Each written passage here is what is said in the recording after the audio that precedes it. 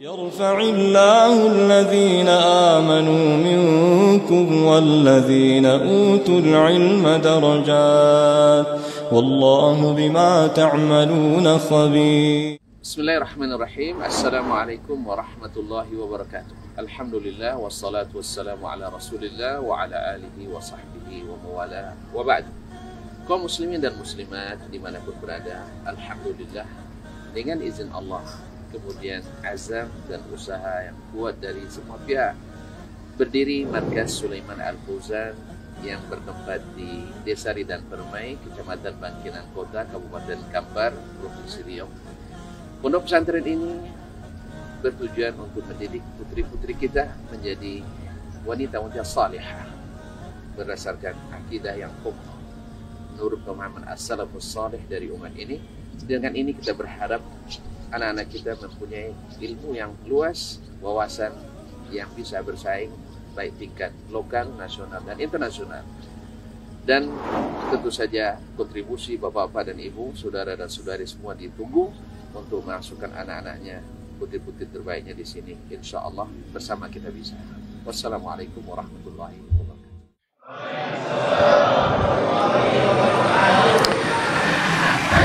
Alhamdulillahi dzil jalali wal ikram, sahibit tawli wal in'am.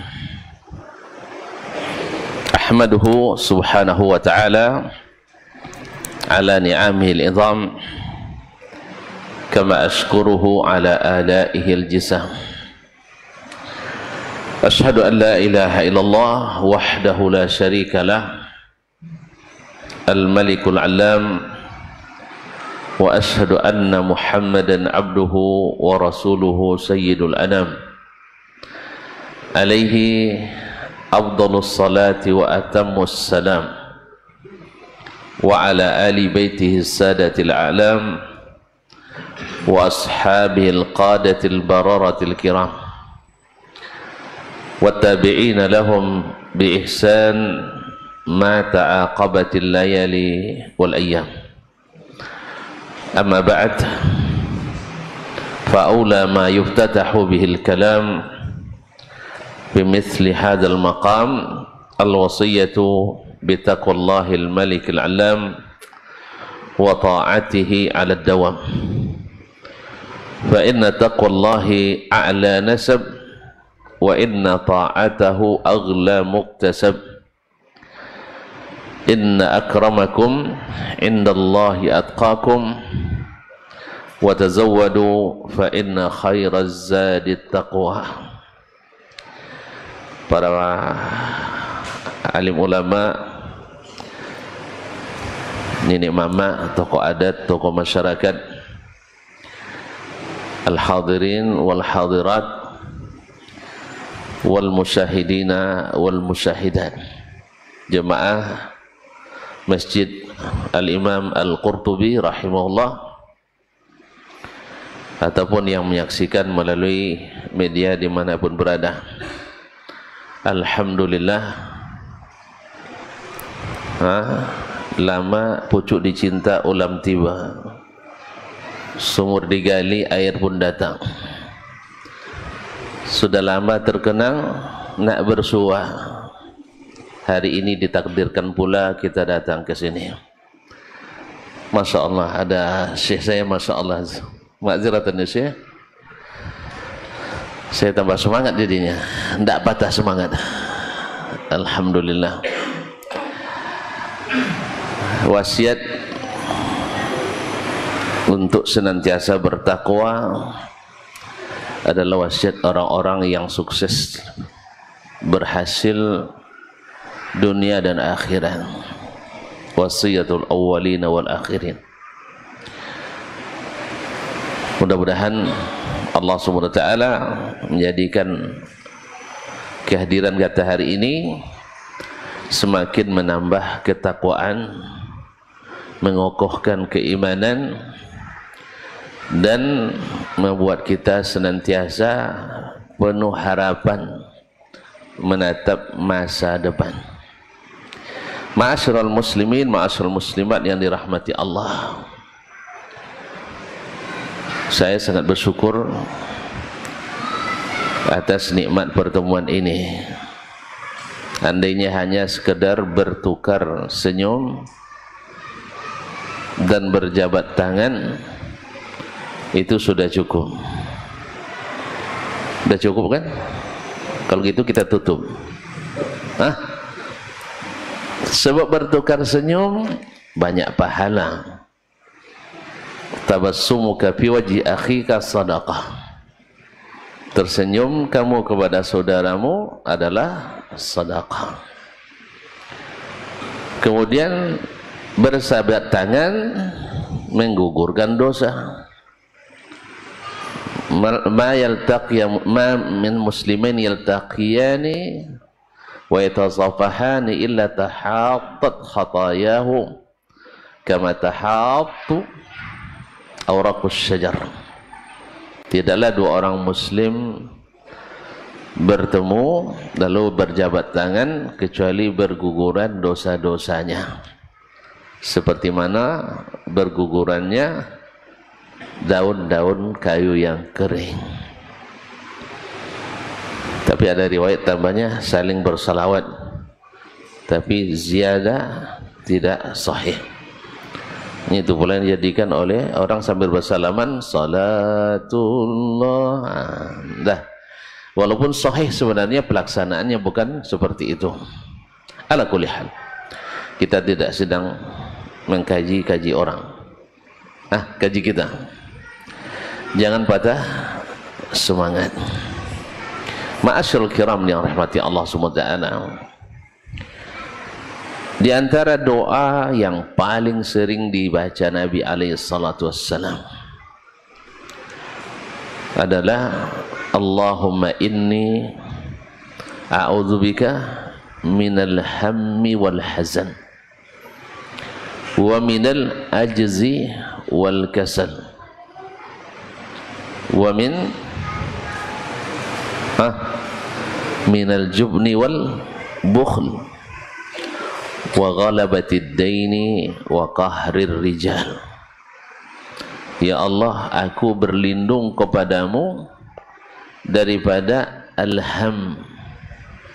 Apa itu alham? Yaitu memikirkan masa depan yang sulit dan suram, berarti tidak punya harapan.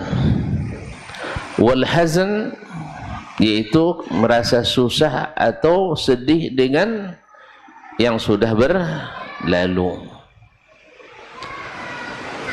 Kemudian aku minta perlindungan kepadamu daripada al-ajz. Al-ajz yaitu merasa tidak sanggup, merasa lemah, lalu menghasilkan apa? Al-kasal. Kalau sudah merasa tidak mampu, pasti malas mengerjakannya. Kemudian aku minta perlindungan kepadamu daripada sifat atau sifat pengecut dan kedekut. Pengecut dan kedekut berkawan juga tu ya. Sah? Orang yang kedekut dan pengecut juga tak pernah merasa cukup dan semangat hidup. Kemudian yang terakhir adalah min ghalabatid dain, hutang yang senantiasa ghalabatid dain, hutang yang mengalahkan kita. Ghalabah, mengalahkan, artinya menenggelamkan kita. Oleh sebab itu bantu pengurus tu jangan sampai tenggelam oleh hutang katanya. Kalau tengok tadi gemetar tangannya mengangkat mikrofon dia.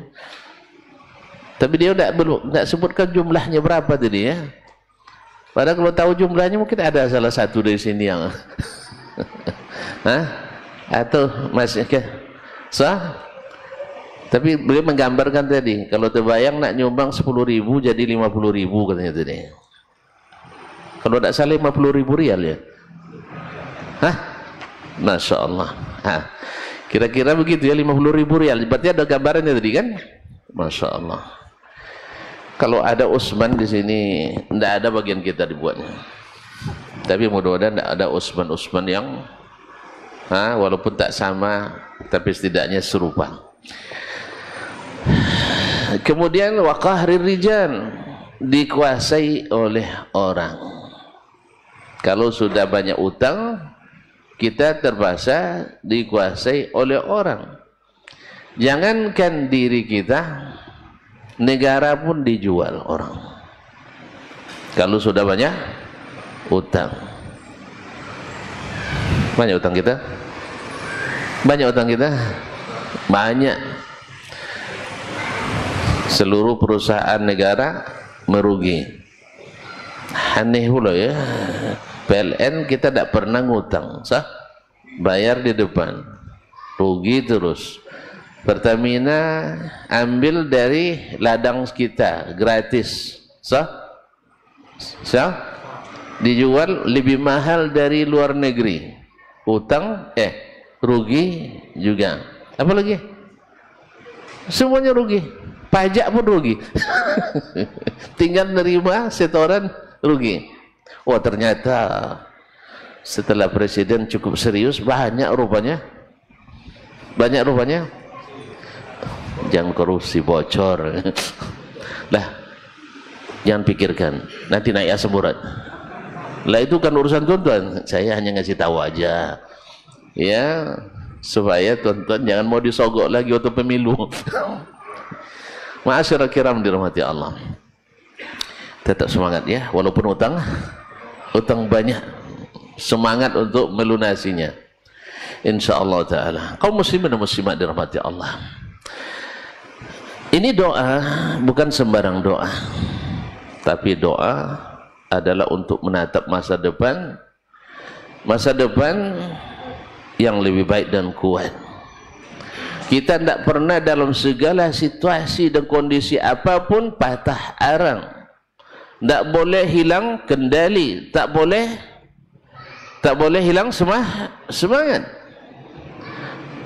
Kalaulah manusia hebat, orang-orang yang kepada Allah dekat,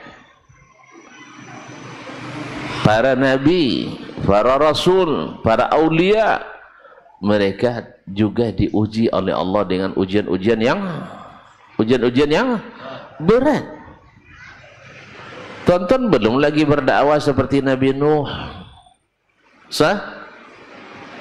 Belum lagi berdakwah seperti Nabi Nuh. Nabi Nuh alaihi salam berdakwah berapa lama? 950 tahun. Tonton sudah 950 hari sudah. Yang beriman kepadanya berapa orang? Kira-kira 80 orang lebih.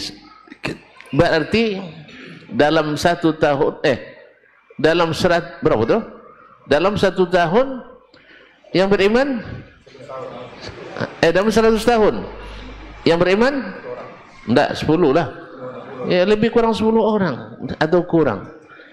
Tuan-tuan Masya Allah, banyak orang yang mendapat hidayah.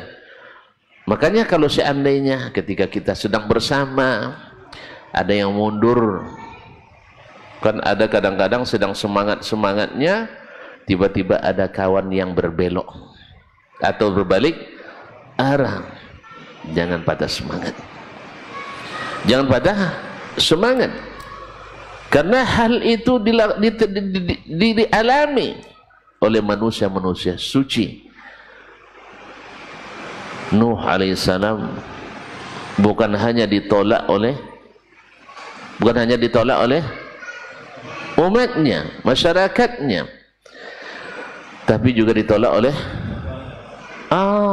manusia yang paling dekat kepadanya. Siapa? Bininya. Jadi kalau seandainya ditolak dakwah kita oleh bini kita, itu tanda bahwa dakwah kita tidak benar. Kalau dakwah saya ditolak oleh istri saya, tanda bahwa dakwah saya tidak benar. Jawablah. Enggak. Kecuali di kalangan orang jahiliyah dan yang mengikuti cara-cara jahiliyah. Tuh tengok, Dia itu durhaka pada orang tuanya, tidak diterima dakwah sama orang tuanya. Lalu tak bukti bahwa dakwanya tidak benar. Tidak diterima oleh orang kampungnya, tidak diterima oleh orang-orang dekatnya, oleh pamannya. Kan itu juga dulu alasan orang jahiliyah menolak dakwah Nabi SAW. Ketika beliau menyampaikan kebenaran, orang yang paling mirip dengannya berdiri di belakangnya. Jangan ikuti dia. Orang bertanya, siapa tuh? Siapa tuh? Pamannya? Pamannya? Siapa pamannya? Haji Abu Lahab. Mohon maaf Ustaz, salah ya Ustaz. Ini mohon maaf, saya sebut dia haji karena saya bicara depan orang Indonesia. Apa syarat dapat gelar haji? Woi, apa syarat dapat gelar haji? Saya haji apa enggak? Haji enggak? Mak ragu, saya 14 kali haji. Haji enggak saya? Terus kenapa enggak bilang tadi mana protokol? Apa kenapa enggak bilang saya haji? Ya Allah. Iya, 15. Iya, cuman sebagiannya ada haji untuk orang. Datuk saya, nenek saya, dan ayah saya seterusnya, dan ada juga ayah orang juga. Ayah 6, ada nenek, ada keluarga, kedua keluarga 6. Ala kulli hal, yang untuk saya kayaknya 2 cuma Ustaz. Jadi kaum muslimin dan muslimat dirahmati Allah SWT, siapa yang nolak dakwanya? Pak Haji. Jadi kalau seandainya tuan-tuan berdakwah ditolak oleh Pak Haji, pernah ditolak oleh Pak Haji? Pernah ya? Jangan patah semangat. Jangan patah semangat. Nah, karena dulu yang menolak adalah pengurus Masjidil Haram, bukan Masjidil Imam Al-Qurtubi. Nah, ma'asyiral kiram rahmati Allah. Nah, kenapa ini saya katakan? Karena tidak sedikit dari kawan-kawan kita, kalau seandainya tidak bisa berdakwah di masjid, seolah-olah kiamat dunia dakwahnya. Kita belum seberapa dibanding dengan para al-anbiya, para mursalin. Dan kadang-kadang justru itu jalan oleh Allah untuk mengangkat. Seperti kata Imam Asy-Syafi'i rahimahullah, la yurfa'ur rajulu hatta yubtala. Seseorang itu tidak akan diangkat oleh Allah kecuali sudah diuji. 950 tahun bukan sedikit.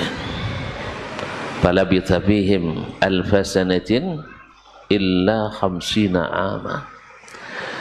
Dia berdakwah bersama mereka 1000 tahun kurang 50. Wala yu'minu ma'ahu illa qalil. Tidak ada yang beriman dengannya kecuali sedikit. Lalu apakah Nuh alaihissalam meletakkan gantung sorban berhenti berdakwah? La. Rabbi inni maghlubun fantasir. Ya Allah, saya tidak punya kuasa, maka tolonglah saya. Maka Allah SWT memberikan pertolongan dengan caranya. Maka kalau kita serahkan kepada Allah, maka semuanya pasti akan berakhir dengan wal aqibatu littaqwa. Wal aqibatu littaqwa. Makanya wasiat para nabi, wasiat para rasul, wasiat orang-orang saleh untuk senantiasa ilzamit taqwa, selalu bertakwa. Kenapa bertakwa kaum muslimin? Wa may yattaqillaha yaj'al lahu makhraja wa may yattaqillaha yaj'al lahu min amrihi yusra wa yarzuqhu min haitsu la yahtasib. Tuan-tuan, bila ada kesulitan dapat solusi, bila ada urusan dipermudahkan. Kemudian bila cari rezeki datang dari jalan yang tak diduga, ada kejutan-kejutan. Tapi syaratnya apa? Takwa. Itulah yang takwa yang payah, Bang. Kita disuruh Allah ikhlas. Ikhlas itulah yang berat. Wa ma umiru illa liya'budullaha mukhlishina lahuddin. Ikhlas dalam beribadah, ikhlas dalam beramal. Ikhlas itu bukan kata-kata bibir, tapi ikhlas itu mawaqarabil qalb. Kalau saya bisa aja ngomong saya ikhlas Pak katanya, habis itu cemberut dia, sah. Makanya artinya kalau kita ikhlas kadang-kadang seikhlasnya. Ada orang ikhlas, itu bapak tuh ikhlas tuh, kasih aja seikhlasnya. Jadi kalau sudah baca ini bahasanya seikhlasnya paling sedikit, sah. Sahih. Kadang-kadang itulah guru-guru kita kalau tengok semakin tinggi dedikasinya, kuat kredibilitasnya, tinggi loyalitasnya, akhirnya apa? Kalau itu tidak usah ragukan, kasih aja seikhlasnya, karena dia orang ikhlas. Ini melawan cara Allah. Allah kalau kita ikhlas dikasih sedikit atau kasih banyak? Dikasih banyak. Makanya di saat yang dulu memegang pemangku kebijakan, maka orang-orang ikhlas, maka orang-orang ikhlas semakin diberi banyak. Sah? Bukankah Nabi SAW selalu memberikan yang banyak? Nabi beri banyak tak? Banyak kan?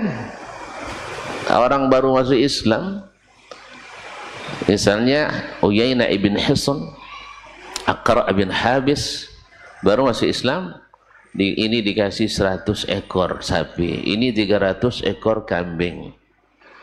Sampai-sampai orang Ansor pun sudah mulai berkata dalam hatinya, Mak, ini Nabi mulai, ini nampaknya biasalah, kita kan tidak ada yang maksum dari godaan syaitan, sah. Biasalah mereka bilang, kan dalam Fathu Makkah, berarti Makkah kan sudah kembali ke tangan orang Islam, berkat tak patah semangat. Ingat itu, karena Nabi tidak pernah patah semangat. Dalam suasana sempit di perang Ahzab, seluruh pasukan sekutu Arab semuanya sebanyak 10.000,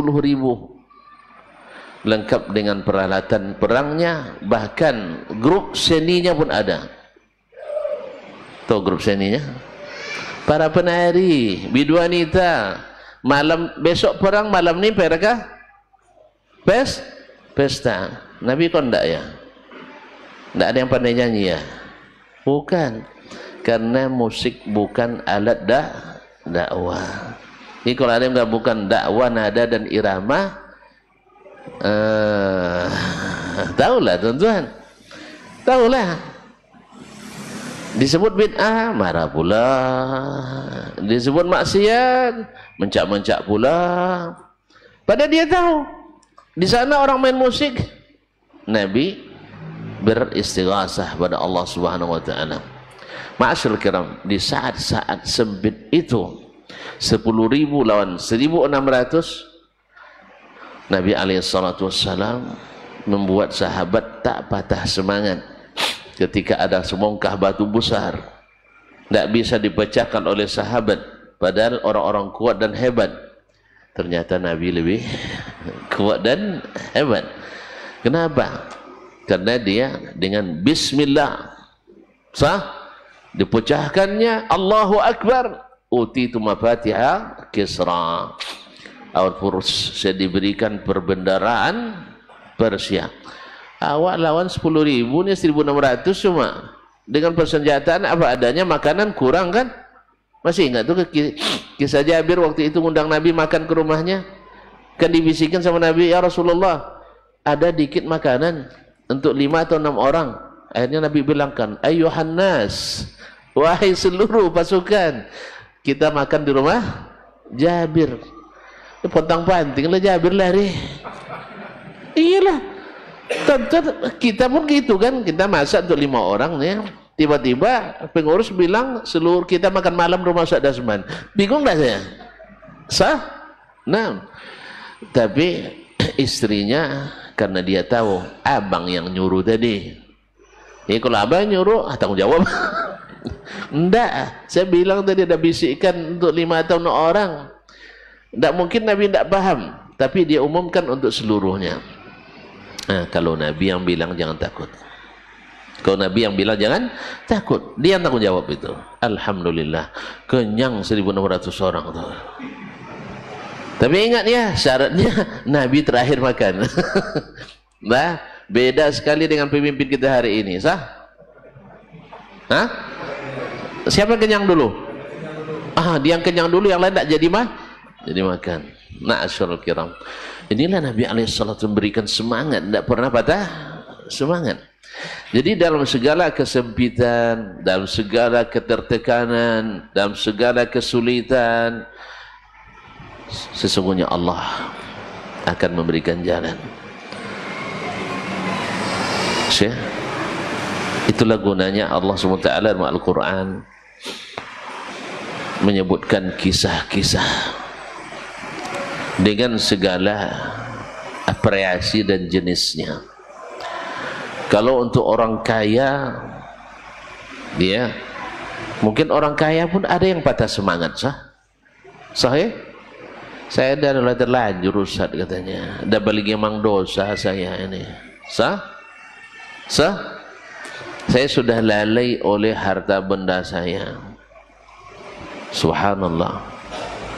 Lalu Allah katakan, qul ya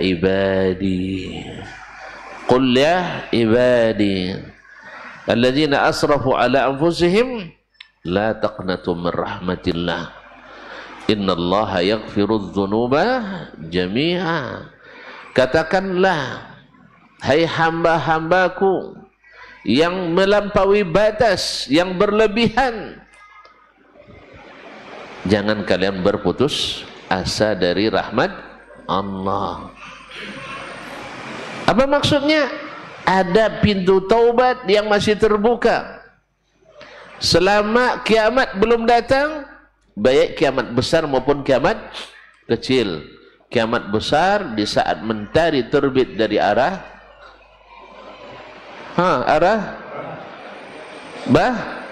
barat, sana timur.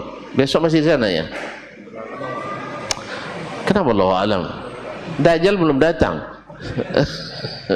Iya, sebelum Dajjal datang masih aman. Tapi kalau sudah Dajjal datang, kita sudah tidak aman. Makanya segera, jangan ditunggu. Hari ini kita beramal, laksanakan. Berniat salat, laksanakan. Saya akan ngaji, teruskan. Saya nak berbini, minta izin istri. Iyalah, kan itu syaratnya di sini. Ini WA ini tidak mendukung dia. Nah, kaum muslimin dan muslimat dirahmati Allah Subhanahu wa taala. Lalu Allah berikan contoh-contoh kalau ada orang yang nanti karena kekayaannya tidak mungkin jadi orang saleh, tidak mungkin jadi orang yang sukses beragama. Allah berikan pula contoh-contoh orang-orang yang kaya raya, tetapi menjadi orang yang taat, orang yang hebat. Siapa contohnya? Utsman, Masya Allah. Di antara para nabi? Nabi Sulaiman. Wa utiya min kulli syai'. Diberikan kepadanya segala sesuatu. Rabbi habli mulkan la yanbaghi li ahadin min ba'di. Ya Allah, berikan bagiku kerajaan yang tak mungkin kau berikan, yang tak akan kau berikan lagi pada seorang pun setelahku. Makanya Nabi SAW ketika dia mencekik syaitan yang mengganggu beliau salat, kalau bukan karena ingat doa saudaraku Sulaiman, jangan diberikan kerajaan yang berikan aku kerajaan yang tak kau berikan pada seorang pun setelahku. Pasti saya berdoa dan saya ikat dia tiang masjid supaya jadi mainan anak-anak Madinah. Karena anak-anak kalau nengok setan itu kan senang dia kan. Ada kisahnya tuh, nah, ada kisah lagi ya. Ada seorang anak minta sama maknya, nangis-nangis dia bikin patung atau boneka seperti setan. Maknya tidak tahu seperti apa setan, nak saya nggak tahu katanya. Akhirnya pergi ke tukang ukir, ya Pak, tukang pahat ya, Pak tolong buat ini di Baghdad ini, seperti yang diceritakan oleh Khatib dalam At-Tatwil, tolong buatkan boneka untuk saya ini tapi bentuknya seperti syaitan. Lalu sang apa namanya, tukang pahat tadi, saya tidak pernah nengok setan, bukan. Akhirnya ibu tuh sudah cari-cari, ketemulah seorang ulama yang ahli bahasa, yaitu Abu Utsman Al-Jahiz. Abu Utsman Al-Jahiz. Beliau itu rupanya sangat buruk. Akhirnya ditarik sama ibu tuh, diajak ke depan pahat, kayak gini buat gitu. Yang penting anaknya diam. Anaknya diam. Jadi kaum muslimin dan muslimat rahmati Allah Subhanahu wa taala. Kok sampai ke situ cerita kita sih? Hah? Nabi Yusuf alaihissalam, kalau ada yang mengatakan tidak mungkin kita berhasil karena dalam kondisi kecil, rakyat kecil, ingat ikhwan, kaum musliman muslimat, orang-orang yang berhasil dan sukses, maksud saya di bidang duniawi, ternyata ketika kita baca dan pelajari dari biografi mereka, rata-rata mereka gagal 3 kali dan maksimal gagal 9 kali. Yang ke-10-nya baru berhasil. Ini orang-orang kaya nih, yang berhasil dalam duniawi ya, di segala bidang. Kalau saya baru 5 kali. Comel jadi orang kaya. Tahu comel? Hampir dia orang kaya. Dan kalau 5 berarti masih ada tersisa 4 cobaan lagi. Ya, ini sudah ada yang ke-6 ini. Doakanlah berhasil. Oh ya, kalau berhasil tuh ya cerita utang tadi itu sikit itu. Itu masalah. Saya sebenarnya itu juga yang saya inginkan. Bisa bikin masjid, bisa bantu masjid, bisa bantu penuntut ilmu, bisa bantu dakwah. Itu tidak lebih dari itu. Untuk begini lagi tidak begitu besar harapan. Tidak ada izin. Payah izinnya Ustaz. Dia pandai pula. Nabi baru berpoligami setelah Khadijah wafat katanya. Jadi kalau abang nak nikah lagi, tunggu saya wafat. Tidak mungkin lah saya berdoa dia cepat wafat. Orang sebaik itu didoakan. Sah? Tentu doa saya jadikan dia qurratu ain kan? Rabbana hablana min azwajina wa dzurriyyatina qurrata a'yun. Salah saya diri juga Bapak-bapak. Dulu kerasanya kalau sudah dapat 1 istri dah cukup. Ya, jadikan saya menyayanginya sepenuh hati. Makanya ketika doa di padang Arafah, doanya minta 1. Tidak jamak. Itulah. Pada waktu ini nahu itu ia bilang Allahumma rzuqni zaujatan salihah. 1 istri yang salihah. Coba dulu kalau bilang azwajan salihat kan? Iya sekarang pula baru teringat Pak. Tapi jangan patah jangan patah semangat. Jangan patah semangat. Semangat terus. Nah, dari kaum muslimin dan muslimat dirahmati Allah SWT. Apa tadi cerita Ustaz? Jangan patah semangat bahwa orang-orang berhasil harus mengalami ujian-ujian dan cobaan. Nabi Yusuf jadi menteri besar di Mesir bermula dari mana? Kalau sempat dia tidak diuji Allah SWT, enggak diangkat seperti ke Imam Syafi'i tadi. La yurfa'ur rajul illa izabtuli. Orang tak diangkat kecuali diuji. Ujiannya Allah yang tahu. Kalau kita lalui saja. Yang penting tetap bersemangat. Nah, sering-sering baca Allahumma inni a'udzubika minal hammi wal hazan, a'udzubika minal ajzi wal kasal dan seterusnya. Ma'asyiral kiram rahmati Allah. Karena hasad yang ada dalam diri anak-anak Nabi Yakub. Jadi kalau ayah kiai, anak belum tentu. Jadi kalau ada kiai dititiskan, pasti kiai gadungan. Nah, ini kesalahan kita sering, asal ayahnya kiai, anaknya langsung diangkat jadi Gus. Itu yang jadi masalah tuh. Bukan karena ilmunya, tapi karena garis keturunan. Karena ada garis keturunan ke Nabi langsung jadi Habib. Ya. Jadi Habib.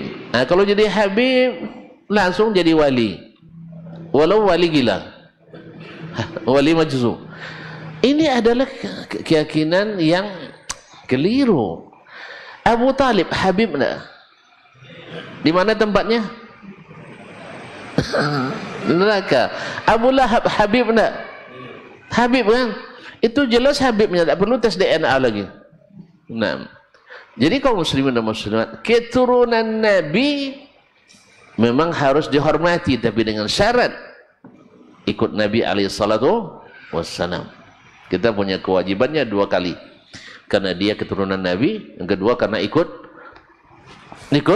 Nabi SAW. Adapun Abu Lahab, walaupun senang dan gembira dengan kelahiran Nabi, tapi dia benci dengan kerasulan Nabi SAW.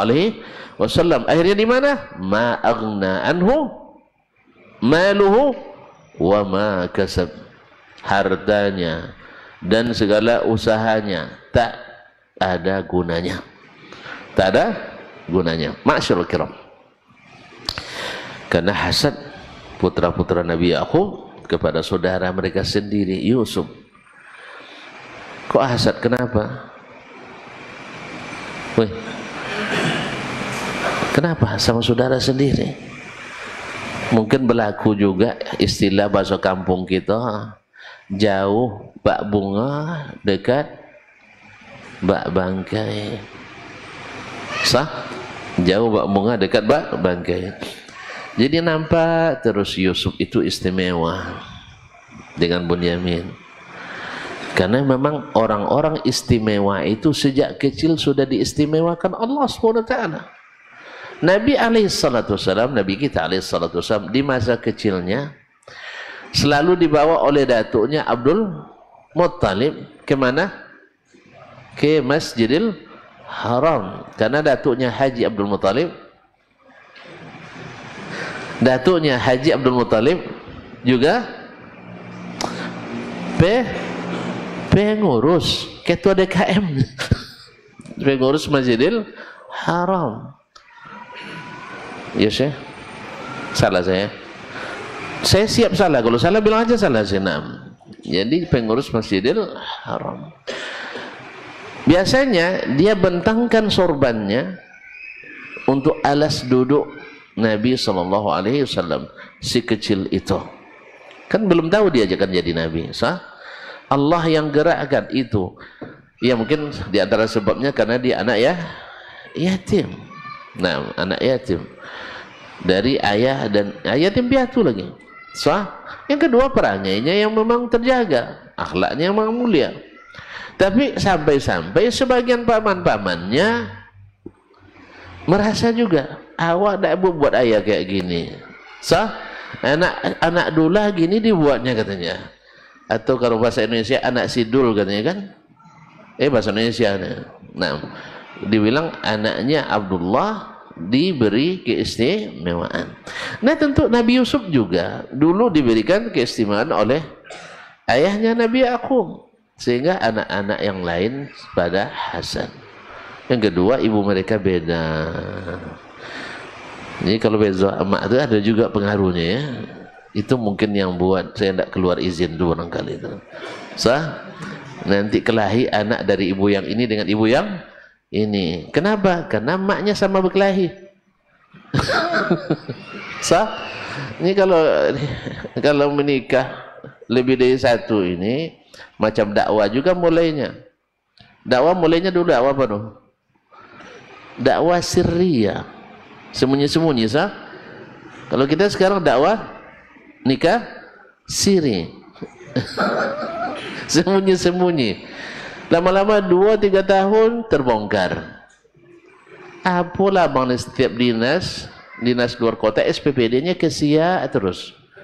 Tidak berubah pula ke Kurtubi terus 3 tahun pula. Tentu dibuntutinya. Jis, tengok abimu Jis. Ya sejak 3 tahun belakangan selalu SPPD-nya ke pokoknya macam-macam lah di kampus kan. PKL lah namanya, ngantar anak KKN lah namanya, kemudian tablik akbar, kajian rutin, tapi tidak berubah tempat arah Bunga Raya nih, Bunga Raya terus. Akhirnya terdeteksi, ternyata aja sebenarnya adik di sini. Jelas.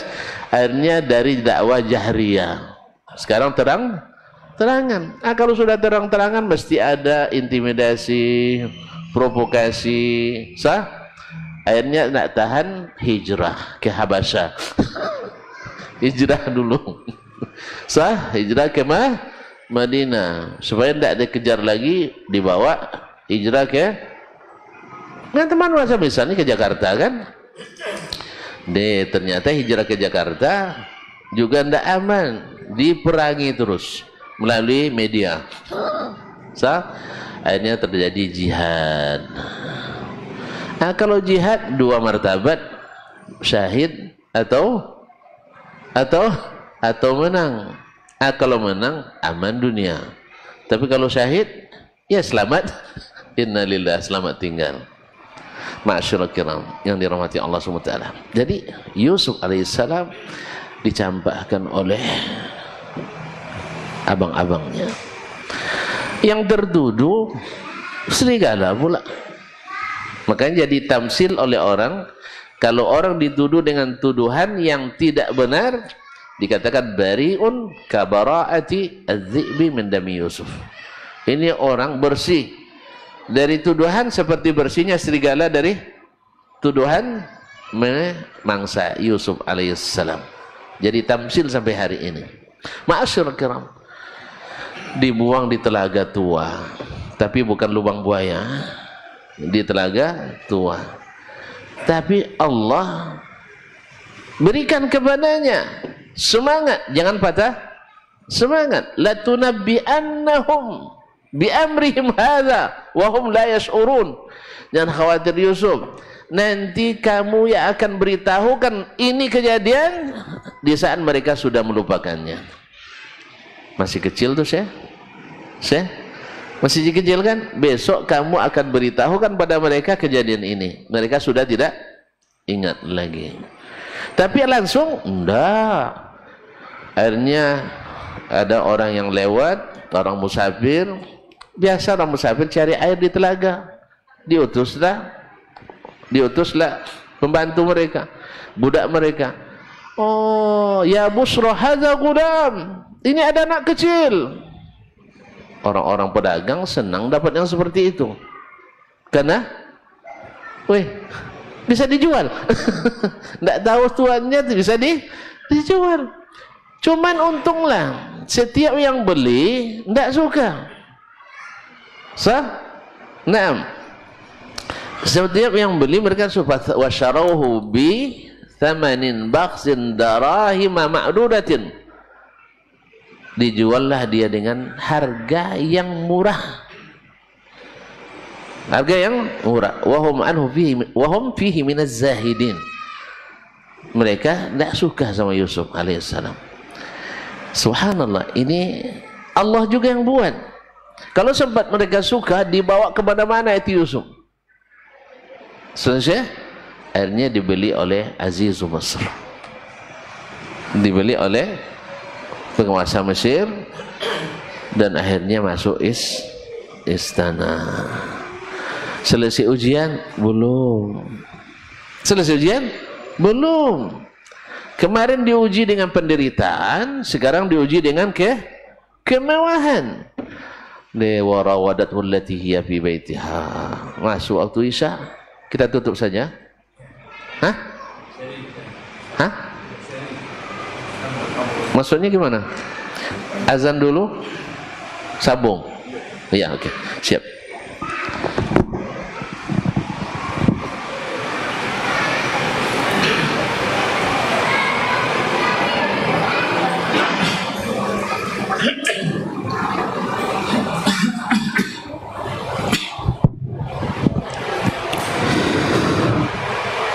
الله أكبر الله أكبر الله أكبر الله أكبر أشهد أن لا إله إلا الله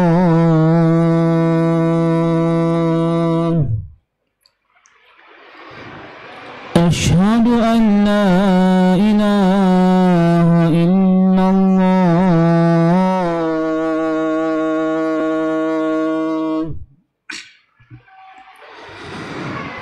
أشهد أن محمدا رسول الله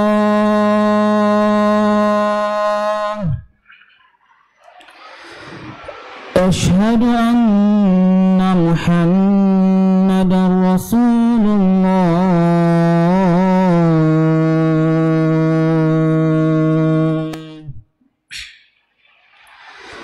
حي على الصلاة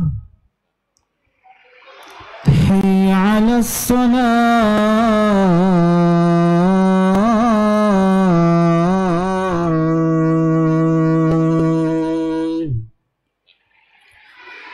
حي على الفلاح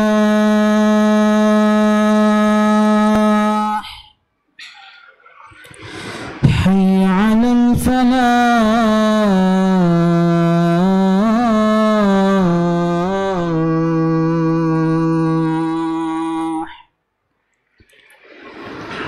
الله أكبر الله أكبر لا إله إلا الله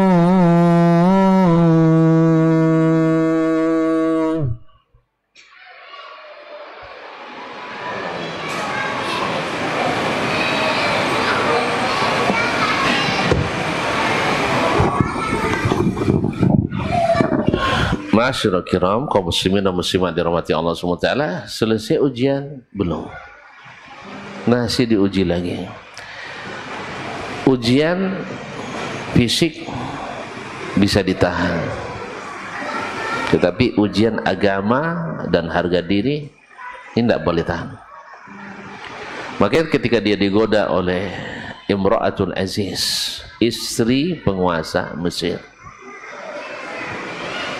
cantik, bangsawan, tinggal di tempat yang aman. Bukti amannya ketika OTT oleh suaminya, kan bisa dia bebas kan? Yang tertuduh siapa? Yusuf. Artinya kalau seandainya memang Yusuf menerima dengan sukarela, dia bisa melindunginya. Tetapi kepada Allah tidak mungkin dilindungi.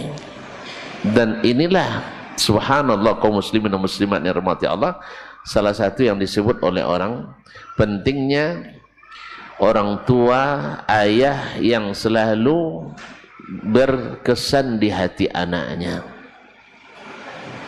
Ketika Yusuf alaihissalam waktu itu teringat dia dengan ajaran-ajaran dan nasihat ayahnya tadi. Kita dalam keadaan itu sudah fitrah. Di saat-saat kita menghadapi hal-hal yang sulit, kita akan ingat kepada orang-orang yang dekat dengan kita, yang sesuai pula dengan kondisi itu. Kalau misalnya kita bicara tentang ilmu bela diri, misal ketika dalam berhadapan dengan para master, kita ingat jurus pamungkas yang diajarkan oleh guru. Sah? Kalau ketika berhadapan dengan ujian tauhid, kita akan ingat dengan nasihat ustaz atau guru ayah kita sendiri. Kalau memang ayah kita guru kita, sah? Makanya sebaik-baik guru pertama itu ayah dan ibu kita. Dia teringat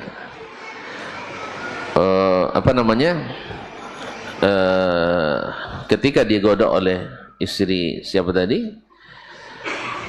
Istri penguasa Mesir itu, walaqad hammat bihi wa hamma biha.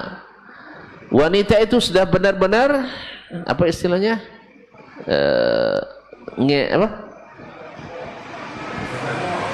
Iya, ada bahasa lebih khususnya. Ngebat ya. Iya, bahasa Jawanya ya. Nah, sudah benar-benar sudah berkeinginan, berhasrat. Wa hamma biha, dan Yusuf pun sebenarnya menurut sebagian ahli tafsir sudah juga tergoda. Laula ar-ra'a burhana rabbih, kalau bukan karena dia melihat keterangan dari Rabbnya. Apa keterangan itu? Adalah ajaran yang diajarkan oleh ayahnya. Makanya ilmu selalu menjadi cahaya, ilmu selalu menjadi tameng, menjadi benteng kita untuk ketika berhadapan dengan masalah-masalah sulit. Kalau kita tidak berilmu, itulah orang-orang jahiliyah. Ketika ada masalah sulit, maka cari dukun, cari tukang sihir. Yang penting bagaimana nak selesai. Tapi kalau orang yang berilmu tidak, karena dia tahu yang menyelesaikan masalah itu adalah Allah. Lihat Nabi Ibrahim alaihissalam, ketika dia sudah dilontarkan dengan menjanik, dengan alat pelontar batu itu, karena besarnya api tidak berani orang mengangkatnya begini. Dengan tentara tidak, harus dilontarkan alat pelontar. Datang Jibril, ya Muhammad, alaka ilayya haja? Ada yang bisa dibantu? Masya Allah, bantuan datang di saat yang sangat tepat. Tapi Nabi Ibrahim tidak. Dia bilang, amma ilaika fala, ma'abril, kepadamu saya tidak butuh. Amma ilallahi fana'am, kepada Allah iya. Kalau kepada Allah iya, saya butuh. Maka subhanallah kaum muslimin dan muslimat yang dirahmati Allah, ketergantungan Ibrahim kepada Allah membuatnya dia tidak mengandalkan bantuan malaikat Jibril. Kan ini yang susah nih ya. Ini yang kita kurang percaya itu. Bahwasanya kalau kita bisa tawakal jadi ustaznya. Kan dia tidak bisa tawakal tuh Nabi kok bisa? Orang-orang soleh itu kok bisa? Bukan kita saja, maksudnya bukan Nabi saja. Kaum muslimin dan muslimat dirahmati Allah Subhanahu wa taala. Nabi Al-Hasan Al-Basri rahimahullah pernah ditangkap oleh manusia zalim yang disebut oleh Imam Az-Zahabi ar-rajulul fasiq al-fasid al-zalum al-jahul. Orang fasik, orang rusak, kemudian zalim dan jahil. Siapa? Hajjaj ibn Yusuf al-Thaqafi. Hajjaj ibn Yusuf al-Thaqafi pantang melihat kepala matang. Paham maksudnya? Pantang melihat kepala orang matang. Tahu maksudnya? Tidak tahu ya. Pantang melihat ulama yang berilmu. Kalau ulama berilmu kan matang tuh. Iya, kalau dia mengistilahkan setiap buah yang matang mesti dipetik. Harus dipotong. Sehingga banyak ulama yang mati di tangannya, dipotong. Atau orang-orang yang punya keahlian yang dianggapnya tidak mau untuk mengikuti kebinasaannya. Itu banyak yang korban. Dan makanya Asma binti Abi Bakar menafsirkan hadis Nabi akan dibangkitkan dari Thaqif dua orang, Kazzab wa Mubir. Kazzab pendusta yaitu Mukhtar bin Abi Ubaid, yang kedua adalah Mubir, tukang buat kerusakan di permukaan bumi.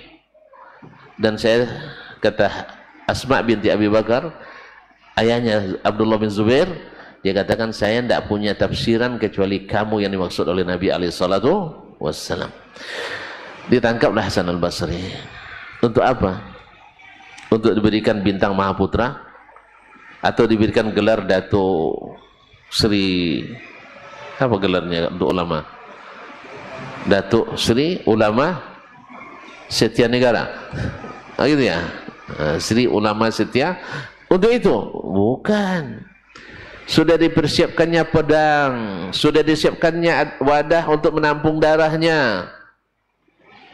dan di tengah para punggawa kerajaan. Tapi subhanallah, Allah menjadikan hal itu berbalik karena yang memiliki hati. Kenapa? Al-Hasan al-Basri dia yakin, dia juga yang mengajarkan orang, wa may yatawakkal Allah, wa may yatawakkal 'alallah bahwa hasbuh. Makanya Ibrahim bilang waktu itu hasbi Allah, hasbunallah. Demikian juga Nabi SAW dan kaum mukminin ketika dalam perang Ahzab mengucapkan hasbunallah wa ni'mal wakil.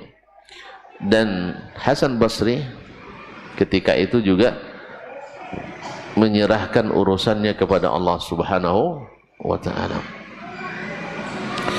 Allahumma inni, makna perkataan beliau, saya menyerahkan urusanku kepadamu sebagaimana kau jadikan api dulu menjadi bardan wa salaman ala Ibrahim, faj'al nara fitnatil hajjaj bardan wa salaman li. Allah, sebagaimana kau jadikan api dulu dingin dan menyelamatkan bagi Ibrahim, maka tolong jadikan pula api fitnahnya Hajjaj bin Yusuf ini dingin dan menyelamatkan bagiku. Subhanallah. Akhirnya Hajjaj berubah dari ingin menumpahkan darah, langsung mengambil mempersilahkan Imam Al-Hasan Basri duduk di sampingnya. Orang pada heran, kok bisa begitu? Bahkan dia dipanggilkan, ambilkan minyak wangi al-ghaliyah, minyak wanginya para raja, dikasih Imam Al-Hasan Basri sampai mereka berdiskusi menanyakan beberapa masalah. Setelah selesai, apa kata Hajjaj bin Yusuf? Apa katanya? Ya Aba Sa'id, anta sayyidul ulama. Anda adalah pemimpinnya para ulama. Dari akhir awalnya akan dibantai, sekarang diberikan apresiasi, yaitu apresiasi tertinggi, sayyidul ulama. Akhirnya orang hajib itu istilahnya apa ya, protokolernya ya, kepala staf kepresidenannya. Setelah siapa Hasan Basri keluar, dikejarnya, apa yang kau baca tadi? Apa itu? Sebab Hajjaj mengundangmu bukan untuk seperti tadi tapi untuk memasukkan kamu ke dalam kubur. Dia bilang, saya baca begini, saya serahkan urusanku kepada kehidupan hanya kau yang memiliki. Oleh sebab itu, tolong jadikan sebagaimana kau jadikan api terhadap Ibrahim itu dingin dan selamat, maka jadikanlah api fitnah Hajjaj ini dingin dan selamat bagiku. Itu yang saya ucapkan. Dan Allah Maha mendengar hambanya yang menjadikan Allah sebagai tempat bersandarnya. Ma'asyiral kiram dirahmati Allah SWT. Nabi kita alaihi salatu wassalam, kekasih di antara para kekasih Allah, dia yang paling dikasihi, sayyidul anbiya'i wal mursalin. Dakwanya aman? Enggak kan? Di tengah-tengah keluarganya sendiri, di tengah-tengah masyarakatnya sendiri yang mengenal begitu hebat dan apa baiknya Nabi sallallahu alaihi wasallam, ternyata baik saja kita itu tidak cukup membuat orang menerima dakwah. Lalu apa yang kita butuhkan? Jangan patah semangat. Innaka la tahdi man ahbabta walakinnallaha yahdi man yasha. Sesungguhnya engkau tak bisa memberikan hidayah pada orang yang kau cintai. Dalam hal ini adalah Abu Talib, yang dicintai Nabi seperti mencintai ayahnya, bahkan mungkin lebih. Tapi dia tidak berhasil masuk Islam. Jadi apa yang kita butuhkan? Taufik dari Allah SWT. Makanya setiap kita berdakwah, setiap kita bekerja, Seperti para ulama menjelaskan, yang namanya tawakal itu bekerja, kita berusaha, lakukan segala usaha, dan seolah-olah itulah yang membuat kita berhasil. Artinya maksimal, karena Allah suka kita bekerja profesional, kerjakan dengan segala kemampuan. Setelah itu ketika melaksanakannya di waktu play aplikasinya, tinggal, maksudnya jangan itu jadikan andalan, tapi jadikanlah Allah Subhanahu wa ta'ala. Banyak contoh dalam kehidupan kaum muslimin dan muslimat. Orang kadang-kadang dihadapkan pada ujian kecil, lalu karena ujian kecil itu tidak bisa dia lewati, pada semangat dalam menegakkan agama, kalau sempat seperti itu Yusuf tidak selamat tadi.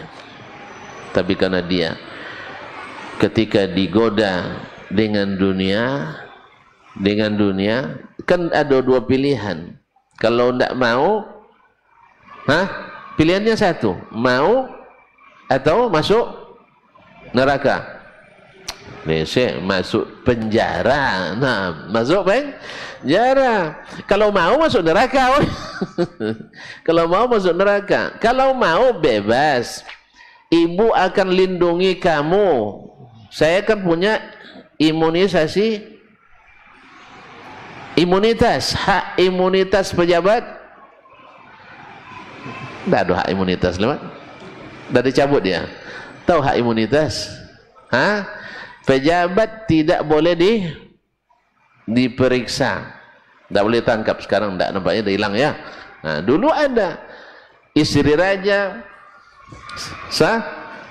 dan pokoknya pengawal-pengawal raja itu ada hak imunitas, hak istimewa. Jadi kalau mereka berbuat tidak bisa diperiksa. Apa bapaknya? Itu Cina dia jo. Jadi aman katanya. Maka Yusuf alaihissalam memilih ujian fisik, yaitu masuk penjara, daripada ujian agama dan kehormatan. Kalau dia ikuti keinginan orang itu, merusak agama, merusak kehormatan, tapi masuk penjara enggak. Sebab berapa banyak orang-orang mulia masuk penjara.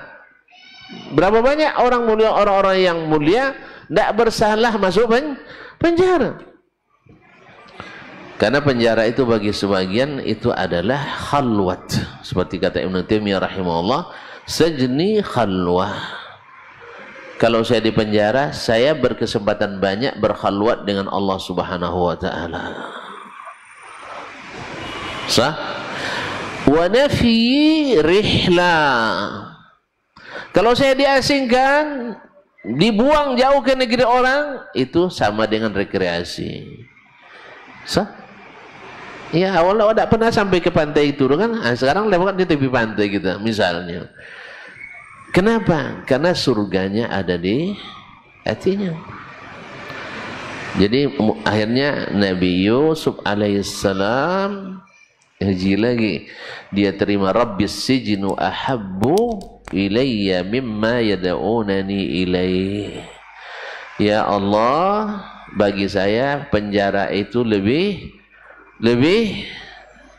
saya cintai daripada berbuat dosa yang mereka rayu saya melakukannya. Akhirnya apa? Setelah jelas bagi mereka Yusuf tidak bersalah, tapi demi hak imunitas penguasa agar tak rusak nama baik, akhirnya Yusuf yang di penjara. Tapi orang yang tak bersalah, dia tidak berpengaruh pada reputasinya.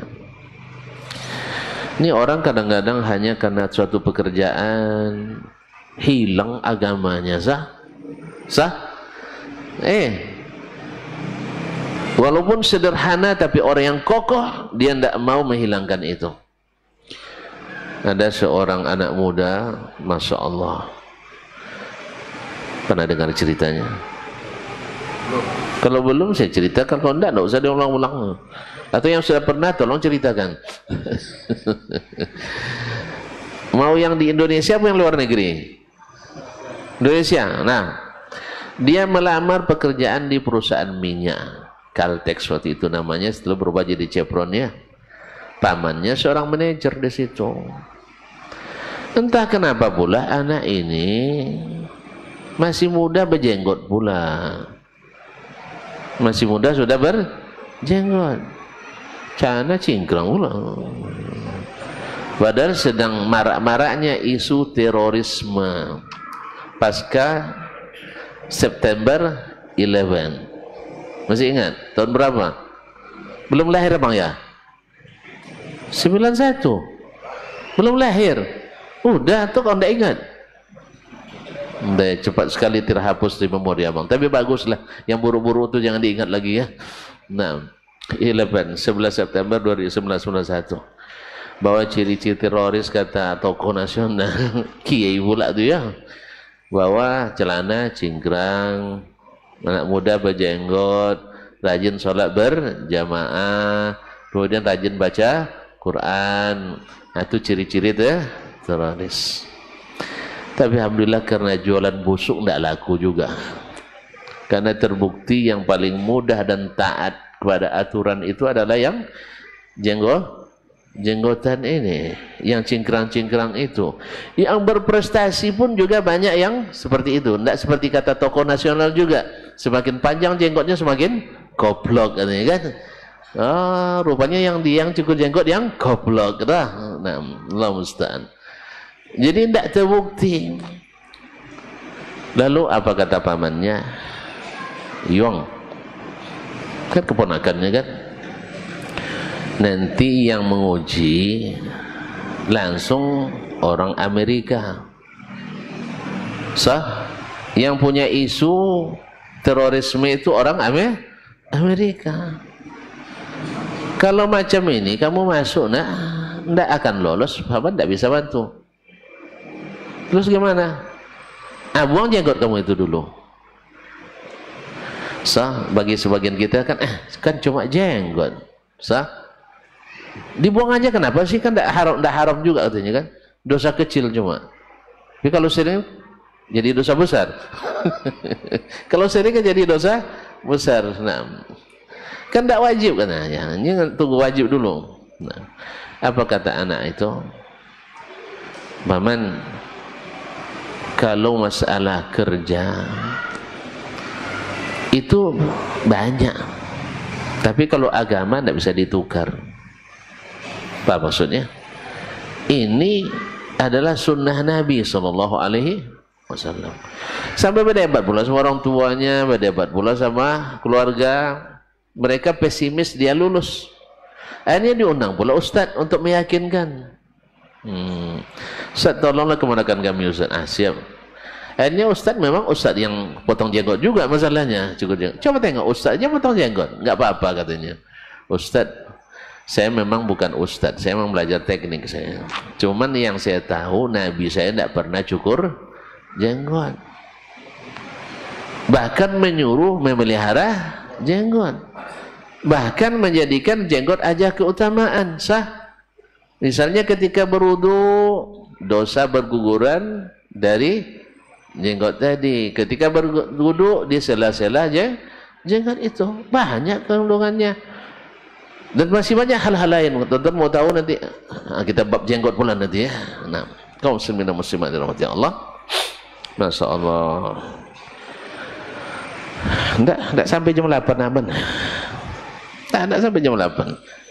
Iya. Panjang aja saya siap, apalagi pendek. Kaum muslimin dan muslimat dirahmati Allah SWT. Akhirnya apa? Dia katakan, cukurlah dulu. Andainya berdosa, istighfar dan taubat pada Allah. Nanti setelah dapat kerja, kamu tumbuhkan lagi. Mantap juga solusi ustadznya. Sah? Ustadz tidak berjenggot mah. Amannya ya kan? Nah, kemudian nanti kalau memang kamu berkeyakinan mesti juga setelah lulus baru ini payah masuk di sini weh. Sah? Gajinya kan tidak kayak gaji dosen kan? Perusahaan minyak. Sama yang dosen ngaji? Bang, kan beza lah. Nah, akhirnya tetap anak ini kokoh. Saya diuji dengan materi siap, tapi diuji agama saya tidak siap. Ini anak-anak radikal ini, tongkau ya, susah diatur. Memangnya ada apa dengan jenggot? Ada bahaya di jenggot? Antum nyimpan apa di situ? Ada jin. Mana ada orang nggak mau sama jenggot kecuali akidahnya rusak. Sah? Kalau ada yang bersih, mana mau jin? Jin tidak suka dengan orang-orang yang rajin ngaji, sah? Sah? Kecuali ngaji ini kuburan. Kan orang banyak ngaji di kuburan, sah? Akhirnya lari jin di kuburan tuh. Akhirnya lewat di rumah orang yang ngaji itu, ada musik dangdut di situ, mampir dia. Makanya banyak yang kerasukan jin, karena di kuburan tidak aman. Tentu diganggunya kita di rumah. Di rumah banyak musik dangdut, selawat aja pakai musik. Allah musta'an. Jadi dia bilang, enggak. Akhirnya lulus tidak lulus bagi saya tidak penting. Tapi bagi penting saya, kalau saya lulus, saya tidak merusak agama saya. Mak tongkol oyongnya. Tapi gitulah akhirnya dia ikut. Alhamdulillah. Kalau Allah, wa may yatawakkal 'ala Allah fa huwa hasbuh. In tansurullah yansurkum. Wa may yattaqil Allah, wa may yattaqillah, yaj'al min amrihi yusra. Alhamdulillah, keluar pengumuman lulus, nomor dia nomor 1. Lihat ikhwan. Jadi memang kita tidak boleh patah semangat dalam beragama ini. Tantangan ada, iya. Semakin tinggi, jangan tuan-tuan bilang ustaz tidak ada. Justru ustaz yang paling ditembak terus, ya kan? Allah musta'an. Tapi kita harus kokoh. Jangan patah. Jangan patah semangat. Oh, kawan kemarin rajin ngaji, sekarang tidak ngaji lagi. Jangan patah semangat. Kemarin masjid kalau ngaji penuh, sekarang tinggal 5 orang. Saya lihat dosen kami di Madinah, sejak 93 saya masuk, saya tamat 2008, saya pulang 2009 awal. Murid-muridnya Masya Allah, pertama 23, paling banyak 10 lah. Tapi konsisten, ngaji terus. Karena Allah tidak mengukur keberhasilan dakwah kita dengan banyaknya orang, tapi dengan istiqamahnya orang, dengan iltizamnya orang, dengan pegang teguhnya orang dengan agamanya. Kan dari kiamat Nabi ada yang datang tanpa pengikut. Lalu kata, kamu nerakanya tidak ada, gagal, tidak ada kan? Karena innama alaikal balagh. Jadi dia tidak mau merusak agamanya, walaupun sekecil apapun. Padahal kan gaji besar itu, tidak. Jelas ya? Itu belum lagi cerita bawa tas. Karena orang kadang tes lulus, tes. Paham tak? Ada yang sudah tes lulus, tapi tes tidak lulus, tidak jadi. Ya banyak yang bertanya, Ustaz. Ustaz, saya sudah lulus, cuman disyaratkan katanya bawa tes. Berapa? 150, Ustaz. 150 jadi modalnya ngalih. Sah? Besok kamu jadi orang terkaya. Nah, jenderalnya pengawal nanti itu. Ini Ustaz tentaranya kan? Sah?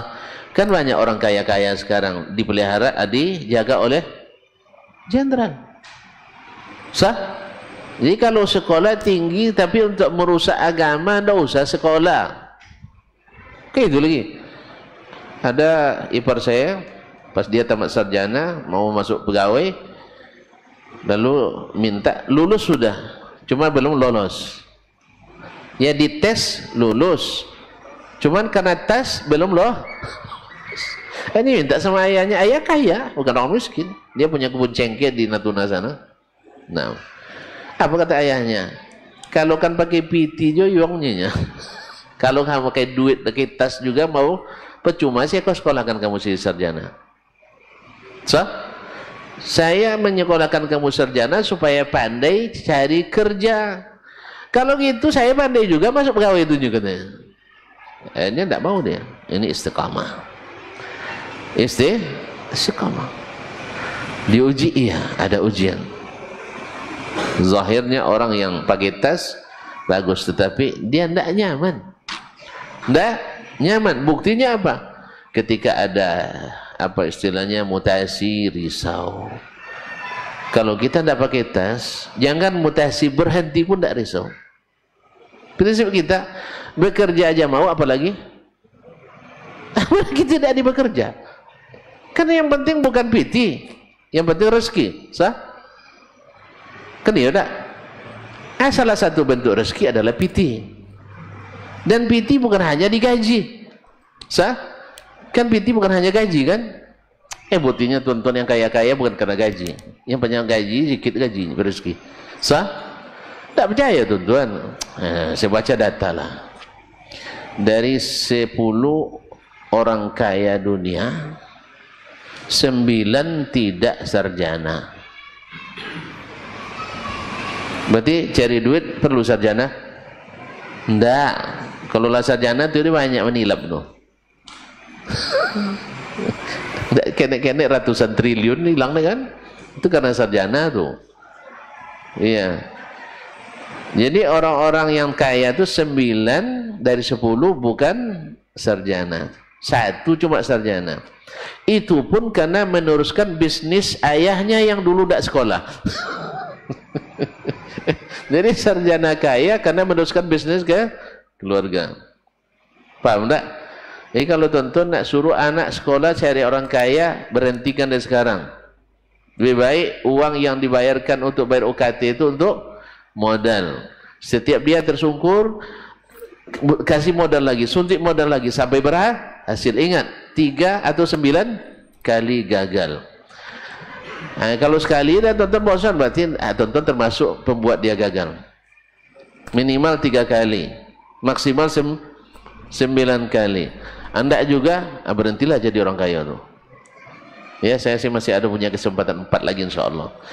Kalau lah 9 kali gagal juga, berarti bukan benar-benar takdir badan nak jadi orang kaya, no, Pak. Biarlah kaya-kaya aja lah, ya. Tapi lumayan kaya. Jadi walhasil kaum muslimin dan muslimat, karena waktu mengejar kita juga, ya, karena sekali-kali datang dapat peringatan juga. SP1, SP2. Ini saya takut datang SP3 tidak bisa masuk lagi. SP1 kan azan tadi kan. SP2 tinggal 15 menit. SP3 besok jangan datang lagi. Kaum muslimin dan muslimat dirahmati Allah. Tapi saya tidak patah semangat. Iya, asal ada waktu saya akan minta lagi datang. Iya, tidak lewat lobi mana kepada tuh? Lalu Ahmad nanti saya sendiri akan datang ke sini. Nah, dari kaum muslimin dan muslimat dirahmati Allah SWT.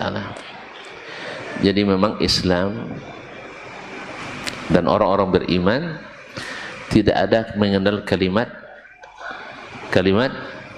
al-ya'as, putus asa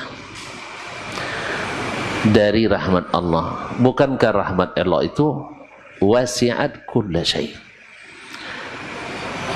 Dan untuk mendapatkan rahmat Allah tidak mungkin kecuali dengan ketakwaan.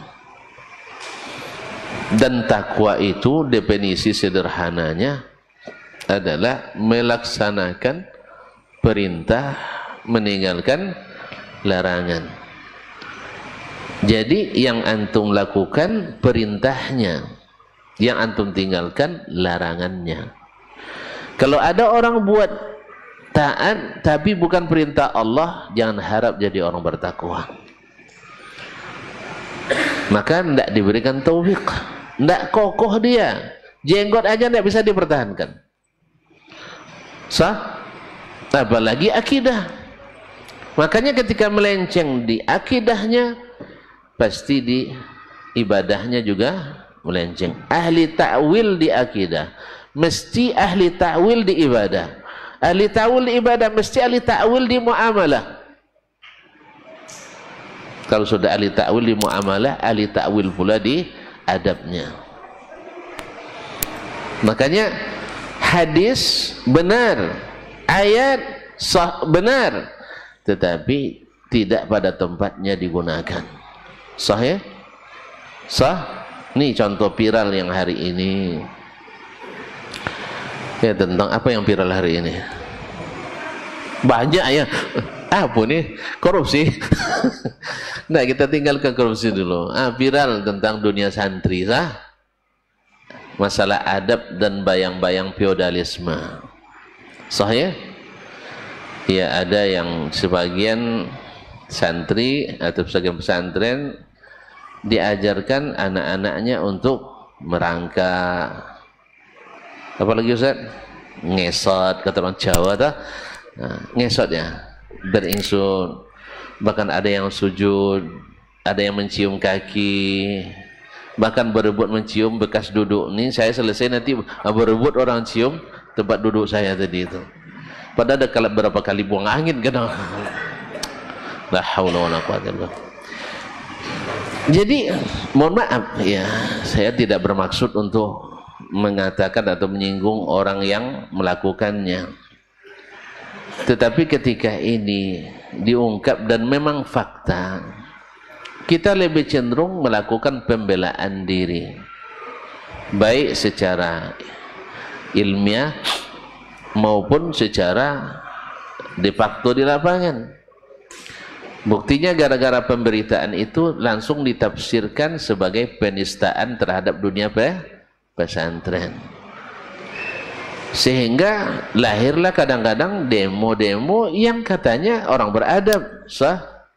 Tapi ternyata banyak juga yang kurang beradab.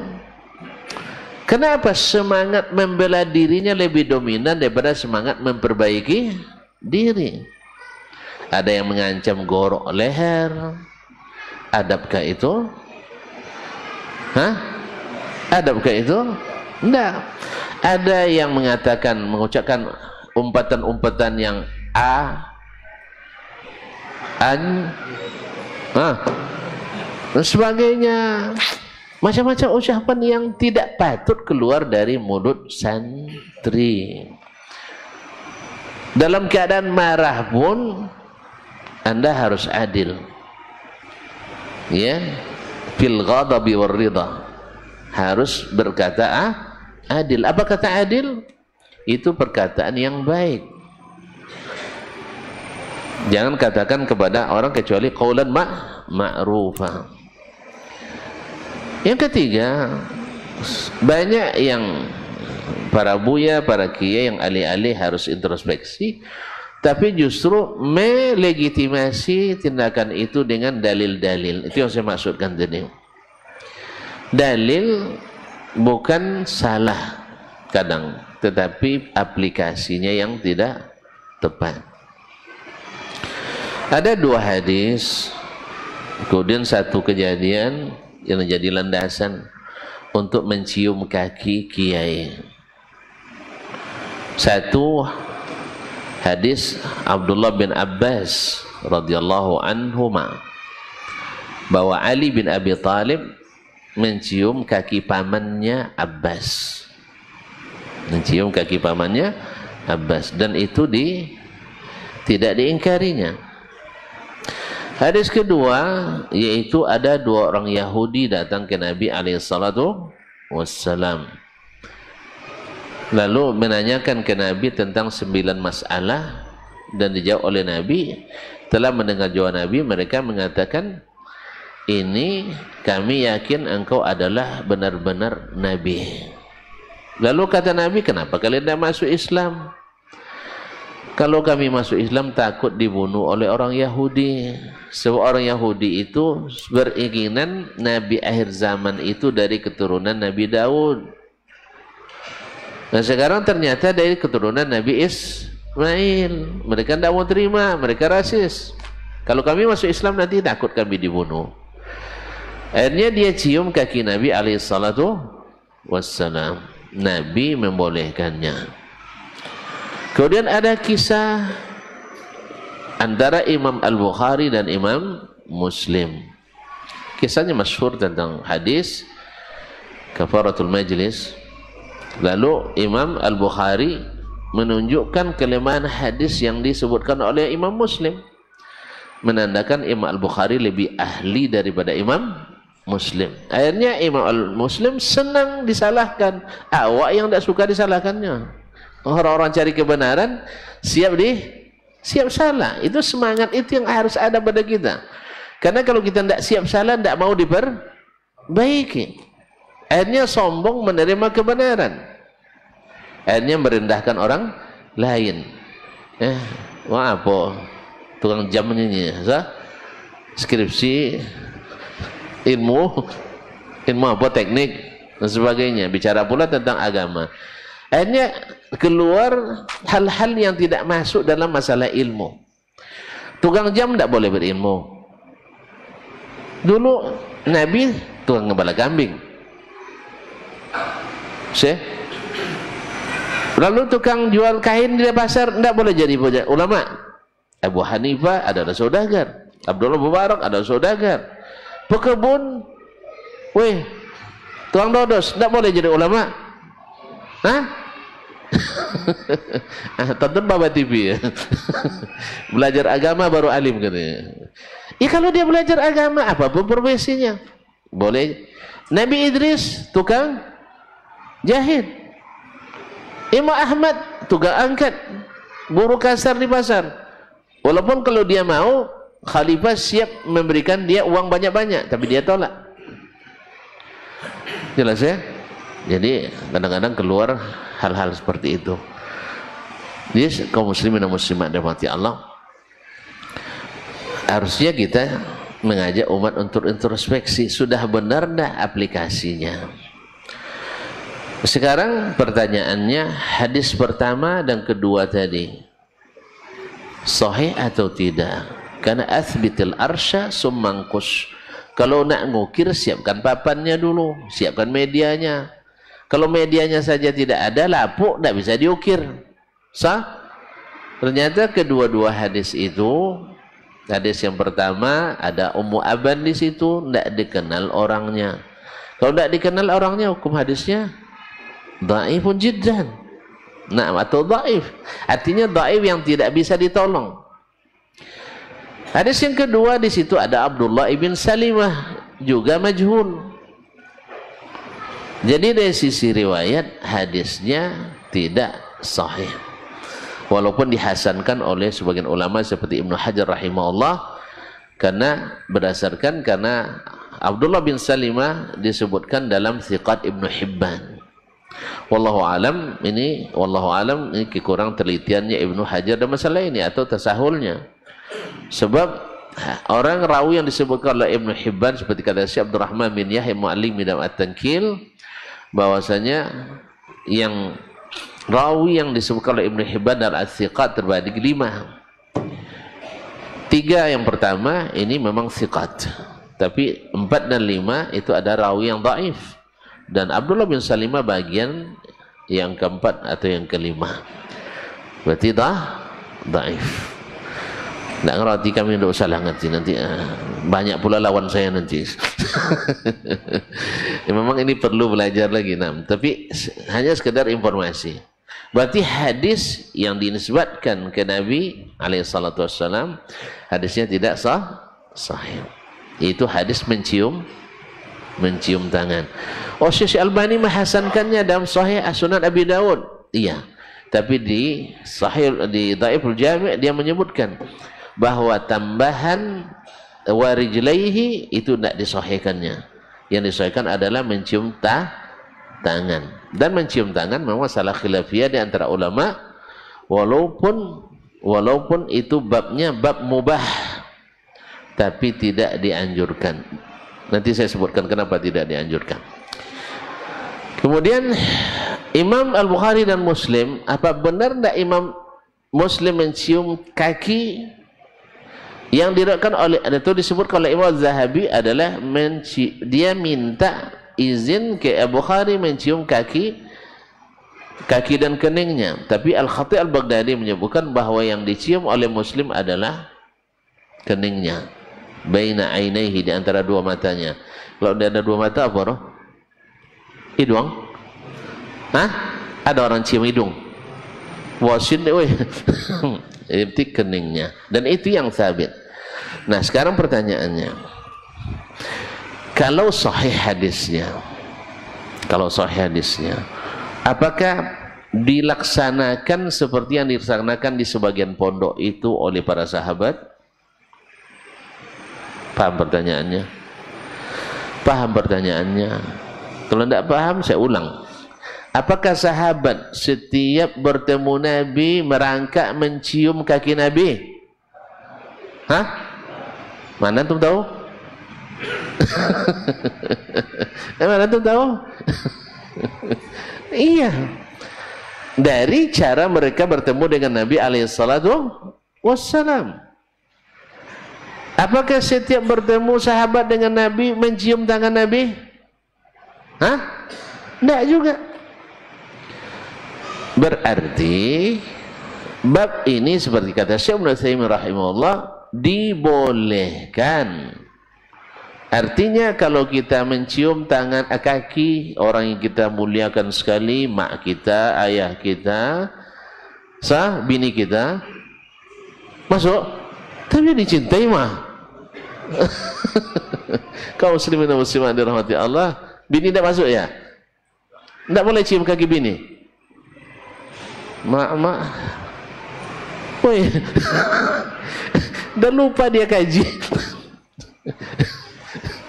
Boleh ya? Cium kaki bini. Nah, gimana Ustaz? Boleh tak? Hah? Belum tahu. Belum pengalaman. Kasih tahu lah, Mbak. Boleh kan? Hah? Nanti pulanglah. Tapi jangan depan orang ramai. Jadi kaum muslimin dan muslimat dirahmati Allah, mencium kaki bini beda konteks kan? Beda konteks kan? Jadi ini bab khusus ini, bab khusus. Jadi tidak masuk dalam bab ini. Tapi tuan-tuan karena tidak mau ngangguk tadi saya katakan. Jadi Nabi alaihissalam adalah manusia yang paling patut untuk dihormati, sah? Nah, andainya sahih tadi perbuatan siapa Ali terhadap Abbas, kemudian sahih pula perbuatan dua orang Yahudi terhadap Nabi alaihissalam, paling-paling hanya menunjukkan boleh. Artinya bila saya melihat salah seorang ustaz mencium kaki ibunya, tapi jangan kaki bininya depan saya, sebab berbahaya. Tidak paham rupanya, masih di bawah umur semua nampaknya, atau sudah ngantuk. Ini gara-gara jam 8 nih ya masalah. Nah, jadi kaum muslimin dan muslimat, maka saya tidak ingkari, karena itu boleh andai hadisnya sahih. Tapi karena saya mengatakan hadisnya tidak sahih, saya akan ingkari. Jelas? Apalagi kalau dia cium kaki saya. Kalau ada tuan-tuan nak cium kaki saya, tolong jangan. Jelas? Nah, kaum muslimin dan muslimat dirahmati Allah SWT. Jelas? Ini sama babnya dengan Nabi kalau buang air biasanya duduk apa jongkok? Jongkok ya, maka WC duduk dia tiadakan ya. Karena lebih dari 60% penyakit yang berdarah itu apa namanya? Wasir di Amerika diteliti orang akibat WC duduk. Apalagi Indonesia tidak patut WC duduk. Buktinya banyak sepatu naik. Sahih? Itu bahaya lagi. Itu sangat berbahaya. Yang kedua, banyak bekas kuning-kuning di situ. Siapa yang mau duduk? Karena WC kita banyak WC basah. Orang barat banyak WC kering. Saya pernah masuk di WC sebuah hotel, sampai ke dalam WC-nya pakai karpet. Harum pula. Jadi WC ini lebih harum dari kamar tidur kita. Kalau WC kita kan enggak kan, dari jarak 5 meter dah aroma luar biasa. Jadi mampir amatnya, Dari jauh lain bawaan ustaznya. Nah, jadi subhanallah, Nabi SAW selalu buang hajat besar atau kecil sambil jongkok. Lalu diriwayatkan hadisnya sahih dan tidak diragukan oleh Sahih Bukhari. Beliau pernah buang hajat berdiri. Pertanyaannya, boleh tidak buang hajat berdiri? Hajat kecil? Hajat besar? Kalau hajat besar, kalau betul berdiri bahaya. Nah, kalau kelihatan sama orang kena cap nanti. Dah. Andainya kita temukan saudara kita buang hajat berdiri, dan saya sering menemukan para ustadz juga ya, orang-orang besar.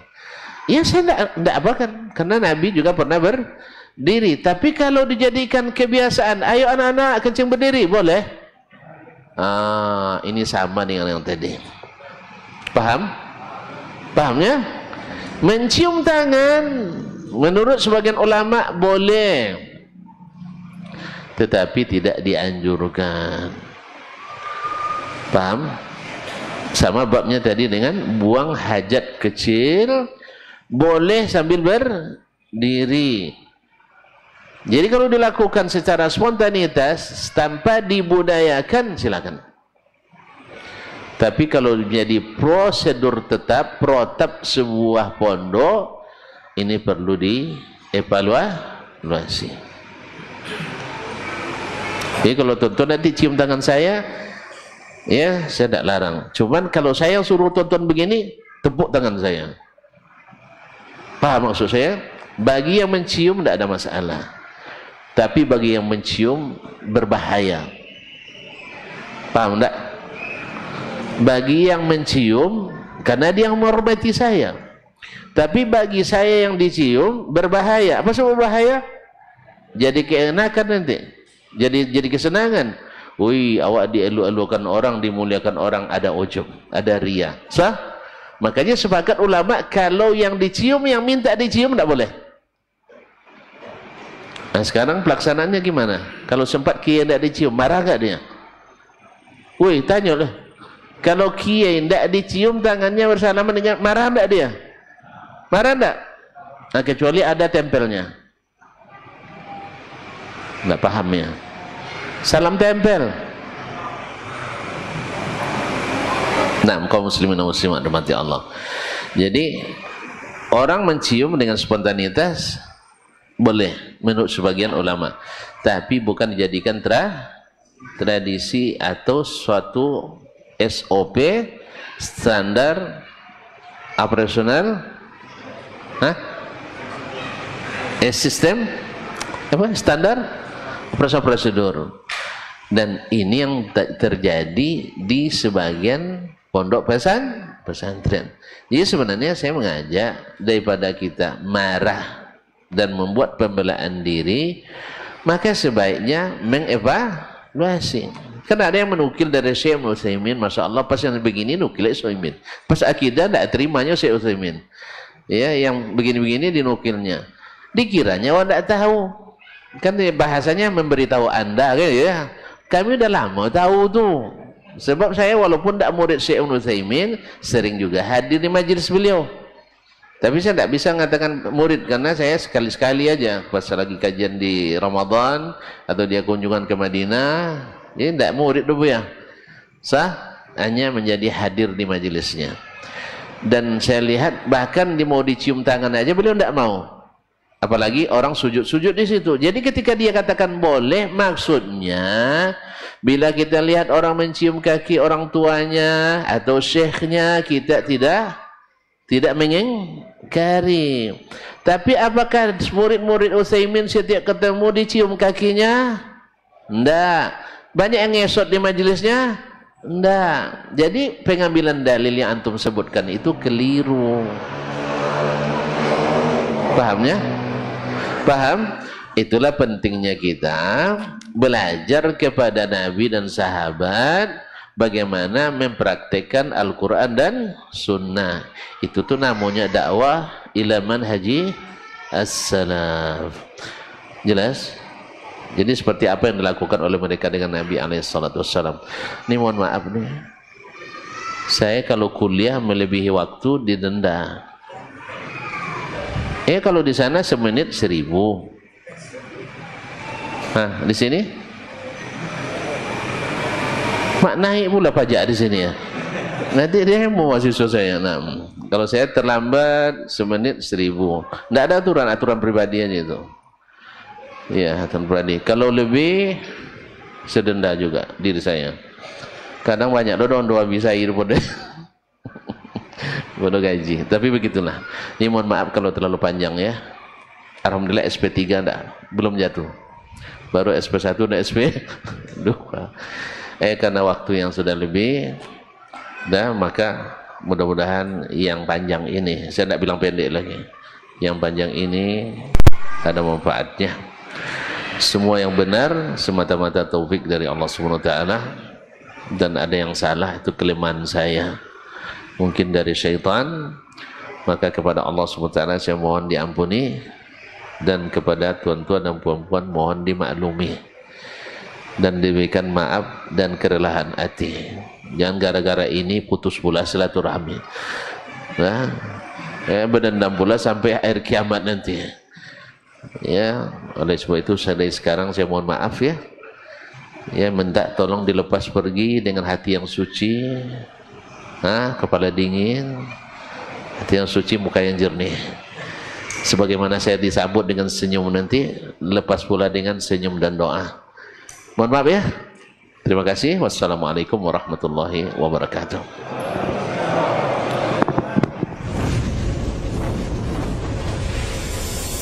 Baba TV Sunnah.